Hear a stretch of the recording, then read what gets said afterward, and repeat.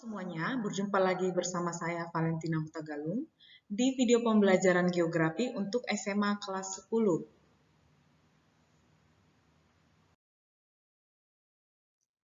Hari ini adalah awal kita memasuki bab yang kedua, materi pengetahuan dasar pemetaan, penginderaan jauh, dan sistem informasi geografis.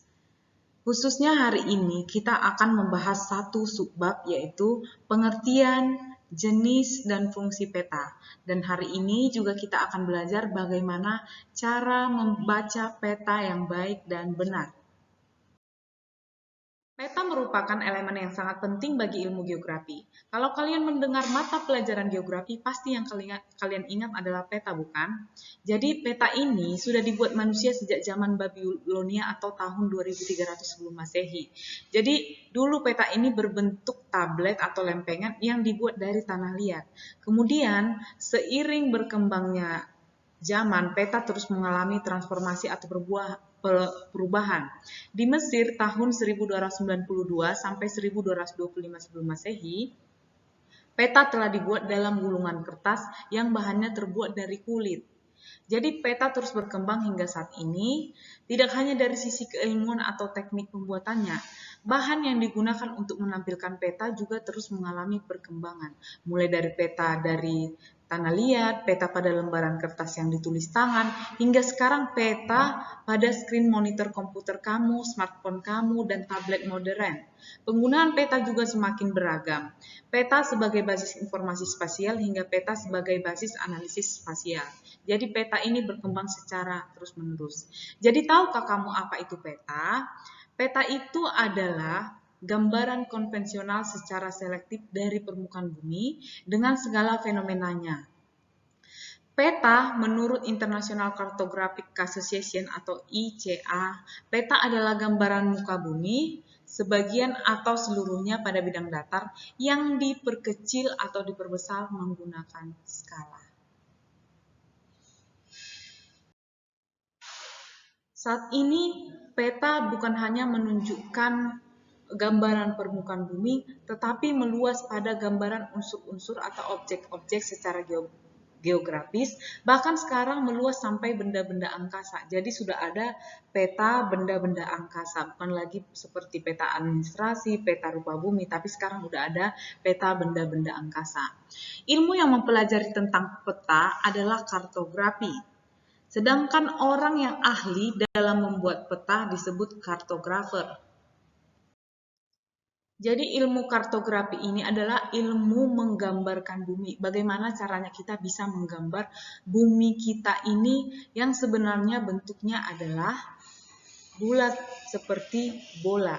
Jadi untuk menggambarkan bumi kita yang bulat ke bidang datar, maka perlu dilakukan konsepsi kartografi ini. Salah satu yang kita gunakan adalah proyeksi. Teknik proyeksi adalah cara pemindahan permukaan bumi yang melengkung ke bidang datar. Untuk itu, peta umumnya dilengkapi dengan skala, koordinat, orientasi, dan juga simbol.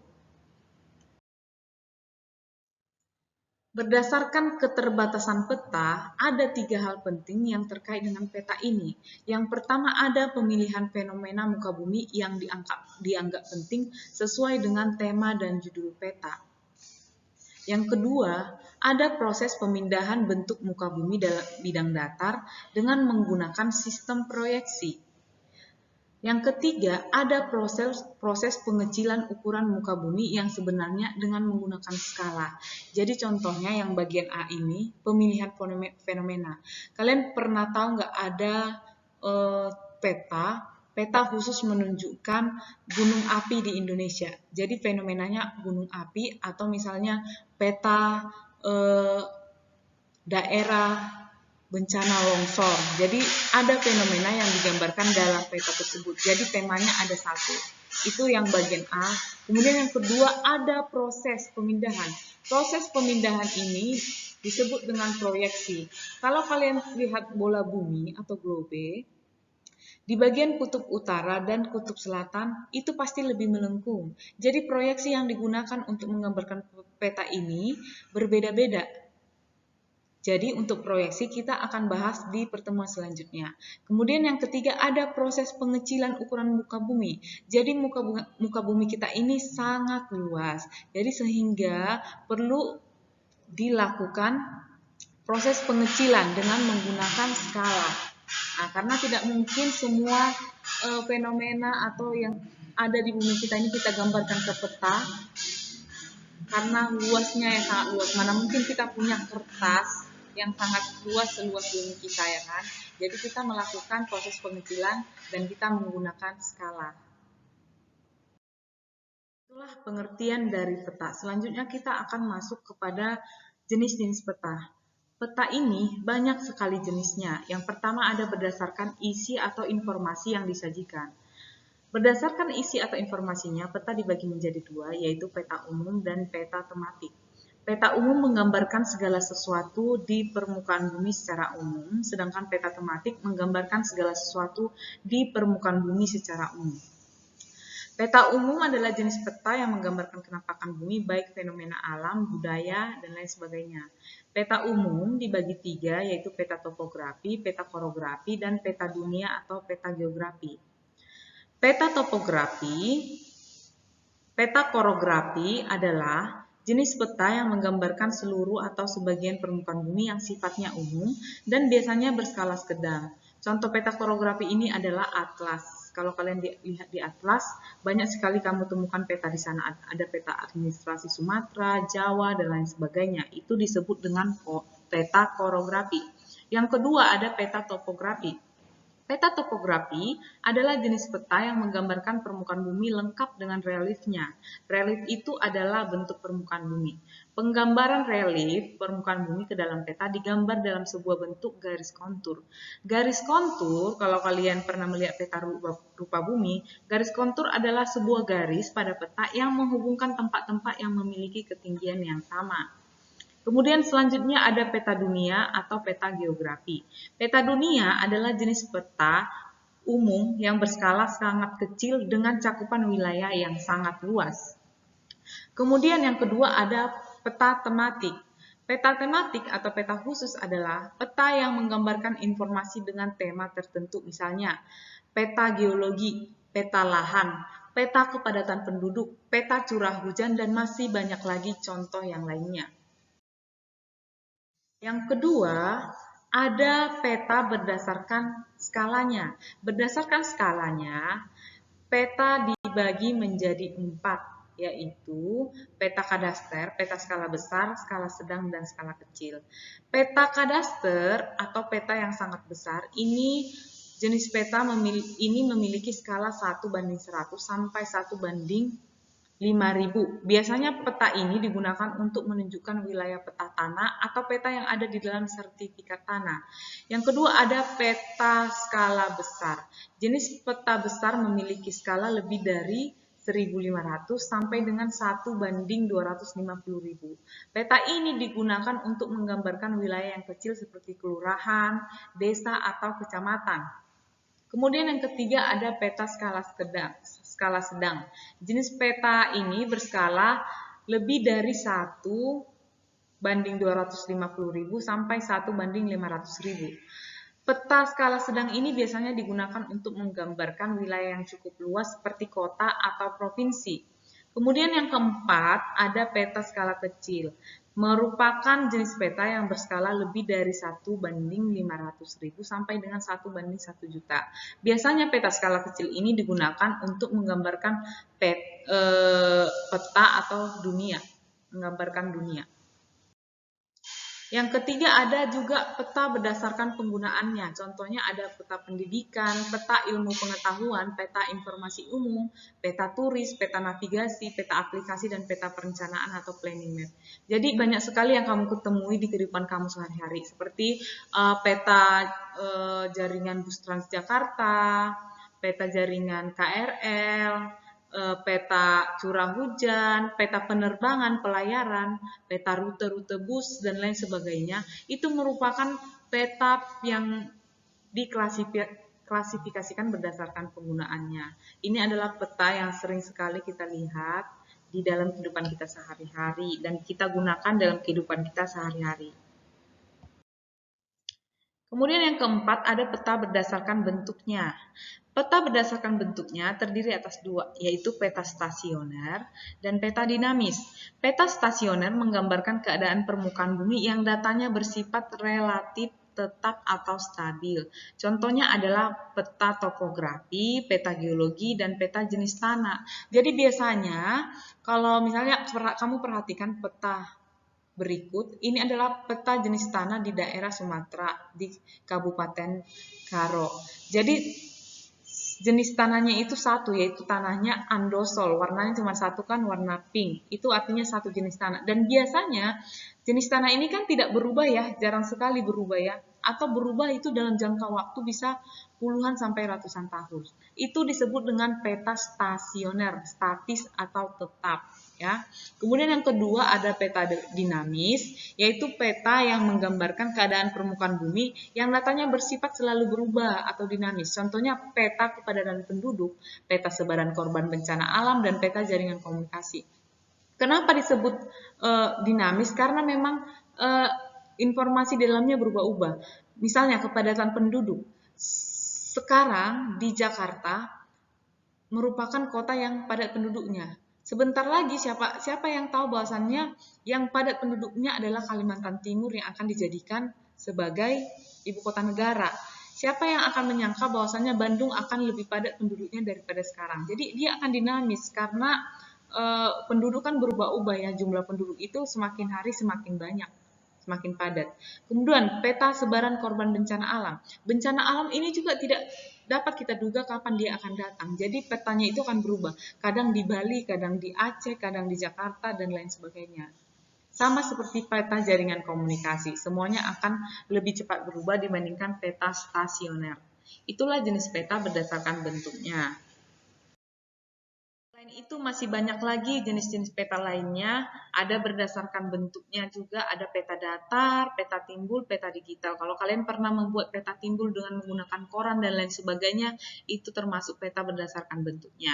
Jadi banyak sekali jenis-jenis peta ini. Oke, selanjutnya kita akan membahas fungsi peta.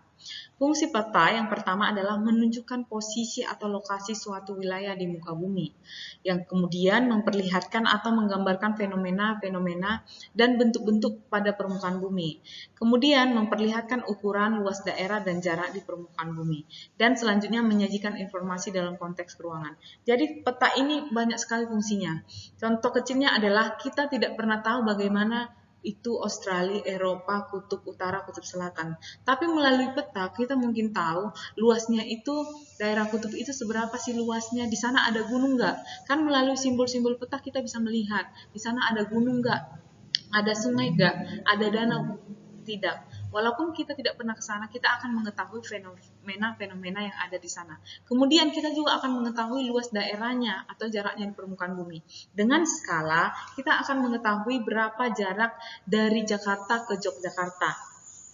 Ya kan? Kalau misalnya ada peta berskala peta Jawa berskala 1:1 juta. Dari sana kita akan bisa melihat berapa sih jarak kota Jakarta ke kota Yogyakarta. Nah, kita tarik garis. Dari Yogyakarta ke Jakarta, misalnya ada 10 cm. 10 kali 1 juta kira-kira berapa kilometer jarak Jakarta ke Yogyakarta. Jadi kita banyak mengetahui luas daerah, fenomena, lokasi suatu daerah berdasarkan peta ini. Jadi peta banyak sekali fungsinya dan memang sangat bermanfaat bagi kehidupan kita. Apakah tujuan dibuatnya peta? Apa tujuan orang menggambar peta? Tujuannya adalah supaya dapat membantu pekerjaan kita. Misalnya untuk navigasi atau perencanaan. Untuk perencanaan tata ruang, misalnya di mana kita akan membangun rumah sakit, membangun pusat pemerintahan, membangun pasar. Kita bisa melihat peta, kira-kira di mana daerah yang cocok untuk dibangun gitu. Atau misalnya untuk navigasi, untuk menunjukkan arah, kita sangat dibantu oleh peta. Kemudian untuk analisis data spasial, kemudian menyimpan informasi, membantu pembuatan suatu desain dan komunikasi informasi ruang. Itulah tujuan dari peta. Selanjutnya, kita akan membahas keterampilan membaca peta. Untuk terampil membaca peta, kita harus tahu terlebih dahulu komponen-komponen peta. Jadi, Komponen peta ini sangat perlu diperhatikan dalam membaca peta. Dengan mengenal komponen atau kelempatan yang ada di peta ini, kita akan tahu informasi apa yang ada di dalam peta tersebut. Jadi komponen-komponen peta ini yang pertama ada judul peta. Judul peta merupakan pencerminan isi dan tipe peta. Dari judul peta ini kan kita tahu isi peta itu apa sih, misalnya peta curah hujan. Artinya peta itu menjelaskan tentang curah hujan, ya kan? Jadi dari judul peta, kita akan tahu cerminan peta itu sebenarnya isinya apa. Yang kedua, ada garis tepi atau border. Garis tepi ini biasanya ya untuk membatasi garis astronomis. Kemudian yang ketiga ada orientasi. Orientasi adalah arah atau eh, menunjukkan posisi atau arah wilayah utara, selatan, timur, dan barat. Supaya kita tahu misalnya untuk daerah timur mungkin Papua, sebelah selatan Australia, sebelah utara Malaysia, sebelah baratnya Indonesia, Samudra Hindia. Itu arah itu menunjukkan posisi. Kemudian ada skala peta. Skala itu adalah perbandingan jarak antara dua titik sembarang atau luas wilayah di peta dan jarak sebenarnya. Jadi peta itu adalah perbandingan jarak pada peta dengan jarak sebenarnya. Kalau kamu lihat peta 1 banding 1 juta, artinya 1 cm di peta sama dengan 1 juta cm di lapangan. Peta, semakin besar skala petanya, maka daerah yang digambarkan semakin sempit dan informasi yang disajikan sedikit. Kemudian, semakin kecil skala peta, maka daerah yang digambarkan semakin luas dan informasi yang disajikan sedikit. Kemudian, yang kelima ada legenda atau keterangan peta. Legenda adalah keterangan dari simbol-simbol peta yang digunakan agar lebih mudah dipahami oleh pembaca. Yang selanjutnya ada koordinat atau garis bujur dan garis lintang atau disebut dengan garis astronomis. Garis astronomis itu ya yang menunjukkan letak kita berdasarkan lintang dan garis bujur. Kemudian ada juga simbol-simbol peta. Simbol-simbol pada peta ini dapat dikelompokkan menjadi simbol titik, simbol garis, dan simbol area. Kemudian ada juga lettering. Lettering adalah semua tulisan dan angka-angka yang terdapat dalam suatu peta. Kemudian ada warna peta. Warna peta ini untuk menonjolkan perbedaan objek pada peta. Kemudian ada juga sumber peta. Sumber data dan tahun pembuatan menunjukkan sumber data yang digunakan dalam pembuatan peta. Nah, ini adalah contoh komponen-komponen peta yang bisa kita baca melalui peta berikut. Jadi, yang paling atas itu biasanya adalah judulnya. Kemudian ada legenda. Legenda ini berisi keterangan-keterangan. Ada simbol-simbol kan, yang mana danau, yang mana gunung. Kemudian ada skala peta. Skala itu ada skala garis, ada skala angka.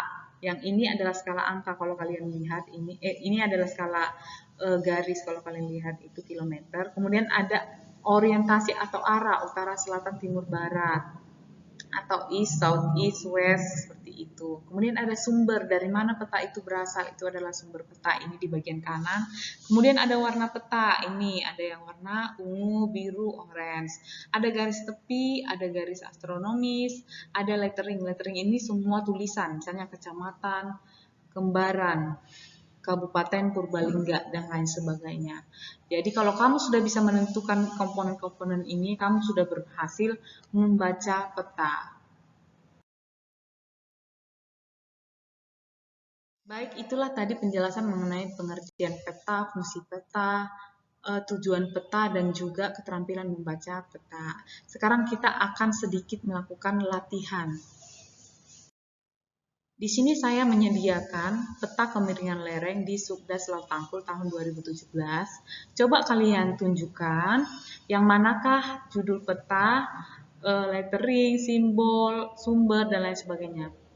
Saya sudah mencari komponen-komponen peta di sini, ada 12 komponen peta. Coba kalian cari dan tunjukkan menggunakan insert shapes, pakai fitur insert di Microsoft Word, shape. Kalian tunjukkan yang mana di sini judul, yang mana simbol, yang mana warna peta, yang mana orientasi, kalian tunjukkan dan kalian buat kalian isi di sebelah kiri, kemudian kalian buat nomor-nomornya di sebelah kanan di bagian petanya. Oke, selamat mengerjakan di rumah. Dan kalian boleh kirim ke saya melalui email yang akan saya sertakan di deskripsi.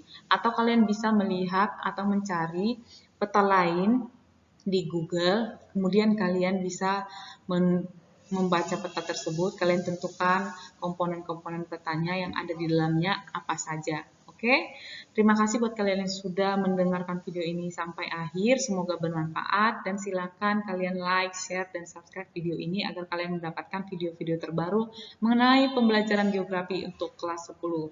Terima kasih, sampai jumpa di pertemuan selanjutnya.